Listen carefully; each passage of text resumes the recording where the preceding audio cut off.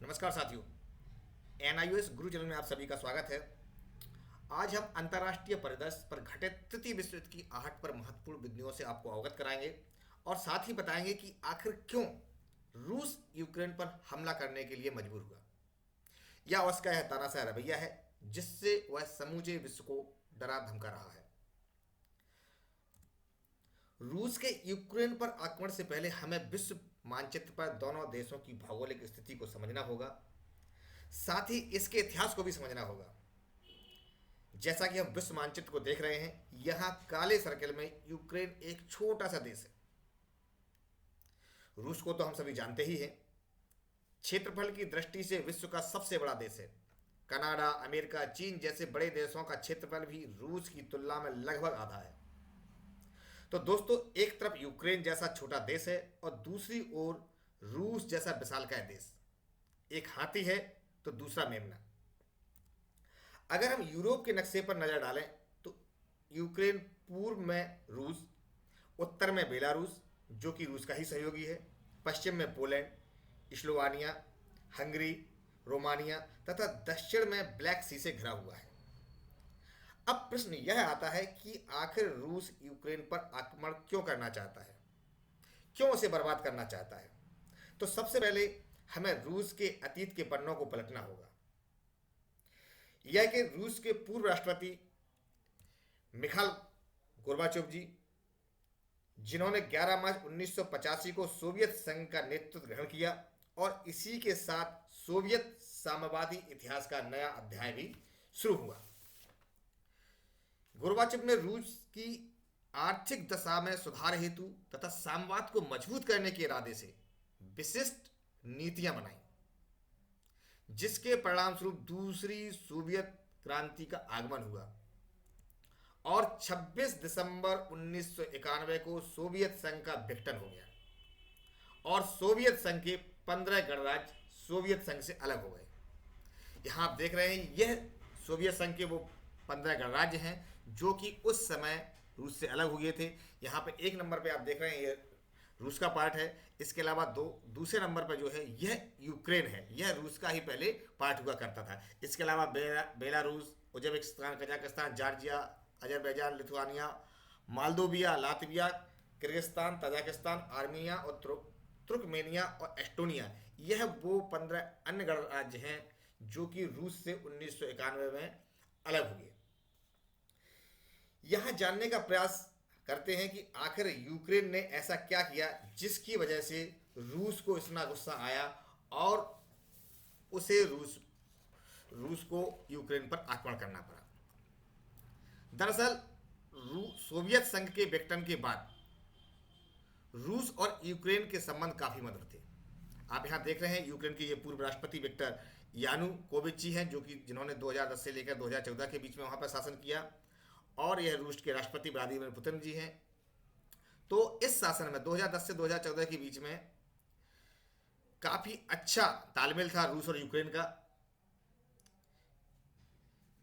Ukraine की सरकार भी रूसी शासन के आदेश पर ही काम किया करती थी, लेकिन बिगड़ती अर्थव्यवस्था, बढ़ती महंगाई और अल्पसंख्यक रूसी भाषी लोगों के बहुसंख्यक यूक्रेनी लोगों पर शासन ने विद्रोह की चिंगारी को सुलगा दिया। 2014 में यूक्रेनी लोगों ने विद्रोह किया और संसद को अपने रूसी समर्थक राष्ट्रपति जो कि विक्टर यानुकोविच थे, जो कि रूस के समर्थक थे, इनको हटाने की पूरा प्रयास किया और उनको बाध्य किया कि वह इस पद से इस्तीफा दे दें, और अंत में उन्हें इस पद से इस्तीफा देना पड़ा और उन्हें इस पद से हटा दिया गया। उसी साल यूक्रेनी लोगों ने अमेरिकी और यूरोप के समर्थक नेता पेट्रो पोरोशेंको को राष्ट्रपति चुन लिया। आप यहाँ एक तरफ देख रहे हैं, ये पूर्व राष्ट्रपति विक्टर यानुकोविच है जिन्होंने 2010 से लेकर के 2014 के बीच में यूक्रेन पर शासन किया था। उसके बाद इनको सत्ता से बाहर करके पेट्रो पोरोशेंको को राष्ट्रपति बनाया गया जो कि अमेरिका और यूरोपीय संघों के समर्थक थे। बस जो शुरुआत है रूस की और यूक्रेन की दुश्मनी की या उनके बीच बिगड़ते तालमेल की, उसका मुख्य मुद्दा यही रहा कि इन्होंने रूस के समर्थक राष्ट्रपति को हटा करके अमेरिका के समर्थक या यूरोप के समर्थक राष्ट्रपति को उस गद्दी पर बैठा दिया। आपको बता दें इसके बाद 2019 के बाद वोलोडिमिर जेलेंस्की रूस के राष्ट्रपति बने। वोलोडिमिर जेलेंस्की वोलोडिमिर जेलेंस्की जो हैं यूक्रेन के छठे राष्ट्रपति हैं और पॉलिटिक्स में आने से पहले वो मनोरंजन के दुनिया के बादशाह थे। जी हाँ, यूक्रेन के राष्ट्रपति बनने से पहले वोलोदिमिर जेलेंस्की को एक कॉमेडियन के रूप में पहचाना जाता था। 17 साल की उम्र से ही जेलेंस्की ने कॉमेडी शो के अंदर हिस्सा लेना शुरू कर दिया था। आपको बता दें कि वोलोदिमिर जेलेंस्की को 2015 में आए TV show servant of the people से जबरदस्त लोकप्रियता मिली थी और इस शो ने जेलेंस्की लीड रोल में भी थे और यह सीरियल काफी पॉपुलर हुआ था उस समय। और इस शो के क्रिएटर भी जेलेंस्की जी ही थे। इस शो के हिट होने के बाद उन्होंने राजनीति की दुनिया में जाने का फैसला लिया और वह अंत में इस समय आप देख ही रहे हैं कि यूक्रेन के राष्ट्रपति पद पर पदासीन है। 2019 में यूक्रेन ने संविधान में संशोधन कर खुद को यूरोपीय संघ और नाटो सैन्य संगठन का हिस्सा बनाने का ऐलान किया। अब आपको यहां समझना होगा कि नाटो में यूक्रेन ने जाने का फैसला क्यों किया, क्यों यूक्रेन चाहता है कि वह नाटो का सदस्य बन जाए, यूरोपीय संघ के साथ मिल जाए।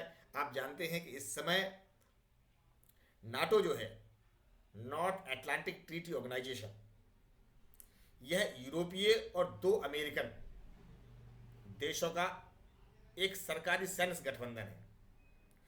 यह जो गठबंधन है यह उत्तरी अटलांटिक, आप इस मैप में देख रहे हैं, यह जो आपको पीले कलर में जो देश दिखाई दे रहे हैं इसमें उत्तरी अमेरिका के कनाडा और यूएसए हैं। इसके अलावा जितनी भी जो यूरोपियन कंट्रीज हैं उत्तरी अटलांटिक में, विषुवत रेखा जो इक्वेटर है, इक्वेटर की नॉर्थ साइड में नॉर्थ अटलांटिक ओशियन है और इसके साउथ में साउथ अटलांटिक ओशियन है। तो जो नॉर्थ अटलांटिक ओशियन के साइड में जो यूरोपियन कंट्रीज हैं और कनाडा और यूएसए है, इन सब ये टोटल मिलाकर के 28 कंट्रीज हैं। इन कंट्रीज ने एक नॉर्थ अटलांटिक ट्रीटी ऑर्गेनाइजेशन बनाया जिसको नाटो कहा जाता है और इसका यह उद्देश्य है कि इन कंट्रीज के किसी भी कंट्री के ऊपर कोई भी अन्य देश आक्रमण करता है तो यह सैन्य गठबंधन से मजबूत रहेंगे और एक दूसरे का सहयोग करेंगे। यह जो ट्रीटी ऑर्गेनाइजेशन है, नॉर्थ अटलांटिक ट्रीटी ऑर्गेनाइजेशन है जो नाटो बना, यह 4 अप्रैल 1949 को द्वितीय विश्व युद्ध की समाप्ति के बाद इसका गठन किया गया था। यूक्रेन रूस और पश्चिमी देशों के बीच बफर जोन का काम करता है। इसके बावजूद यूक्रेन ने 1990 के समझौते को तोड़ करके नाटो का सदस्य बनने का फैसला लिया। यूक्रेन को लगता है कि वह यूरोपीय संघ और नाटो का हिस्सा बनकर अपने देश की अर्थव्यवस्था को सुधार सकता है।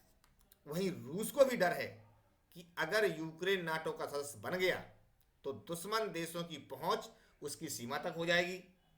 दूसरी ओर दलील यह भी देता है कि पूर्वी यूक्रेन जो है, आखिर क्यों रूस चाहता है कि यूक्रेन हमेशा उसके कब्जे में रहे, तो पूर्वी यूक्रेन में क्या है, कोयले और लोहे का यहाँ पर बहुत अधिक समृद्ध इलाका है, यहाँ की भूमि भी बहुत अधिक उपजाऊ है।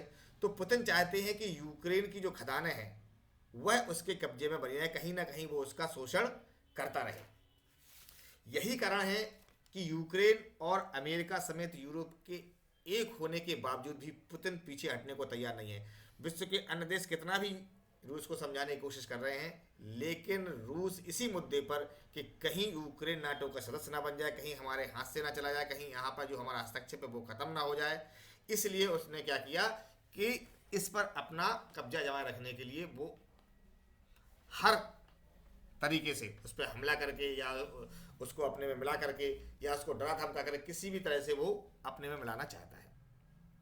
रूस के राष्ट्रपति व्लादिमीर पुतिन ने पूर्वी यूक्रेन के 2 अलग अलग क्षेत्रों को, जो कि आप पीले सर्कल में देख रहे हैं, डोनेस्टिक और लुहांस्क का क्षेत्र है, इनको स्वतंत्र राष्ट्र की या स्वतंत्र देश की मान्यता प्रदान कर दी है। अब इसके कारण से यूक्रेन और रूस के बीच में काफी ज्यादा तनाव बढ़ गया। रूस ने 2014 में यूक्रेन के क्रीमिया पर कब्जा कर लिया था। आप ये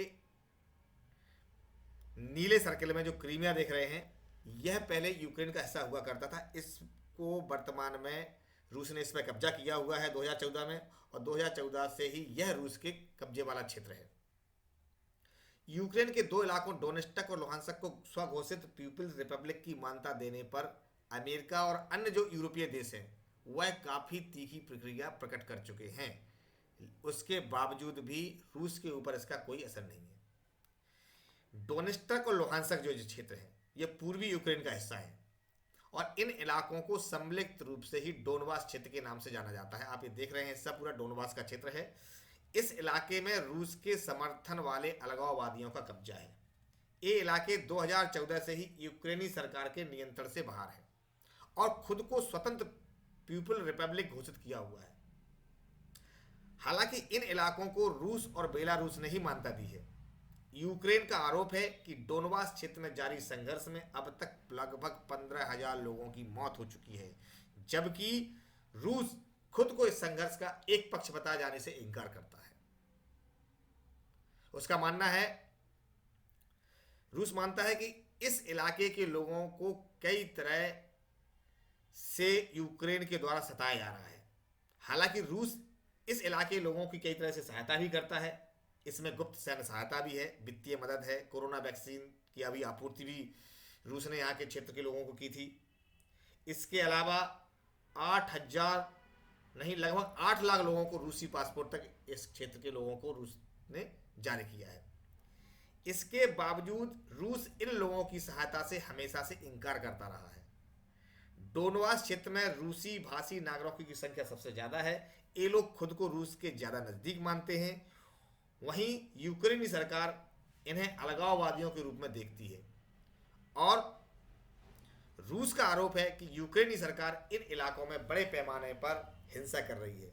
खुद राष्ट्रपति व्लादिमीर पुतिन डोनबास क्षेत्र में यूक्रेनी सेना की कार्रवाइयों को नरसंहार बता चुके हैं। इन सभी परिस्थितियों को देखते हुए हम सभी समझ चुके हैं कि आखिर रूस ने यूक्रेन के ऊपर आक्रमण क्यों किया, क्यों हमला किया, क्यों वो उसे अपने कब्जे में करना चाहता है। युद्ध हमेशा से ही दुष्परिणाम लाते हैं। अब देखना यह है कि यदि नाटो के देश कहीं इस द्विपक्षीय युद्ध में कूदे तो तृतीय विश्व युद्ध प्रारंभ हो जाएगा।